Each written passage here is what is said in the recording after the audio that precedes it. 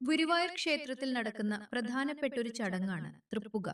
അത്താഴ ശീവേലി കഴിഞ്ഞാൽ ഓലവായന നടക്കുന്നു. തുടർന്ന് ഭഗവാൻ അകത്തേക്ക് എഴുന്നള്ളിയാൽ തൃപ്പുക നടക്കുന്നു. അത്താഴ പൂജയ്ക്ക് ശേഷം ഒരിക്കൽ കൂടി ശ്രീകോവിൽ നടയടച്ചു തുറന്നാൽ ധൂപ കൂട്ടിട്ട് പുകച്ച് അത് ദേവനൊഴിഞ്ഞ ശേഷം പുറത്തു കൊണ്ടുവരുന്നു. സൗരഭ്യം നിറഞ്ഞ ധൂമം ശ്രീകോവിലിനകത്തേക്ക് പ്രവേശിക്കുന്നു. ഇതാണ് തൃപ്പുക. ഇത് ഏൽക്കുന്നത് ശരീരത്തിനും മനസ്സിനും പുണ്യം നൽകുമെന്ന് വിശ്വസിക്കപ്പെടുന്നു.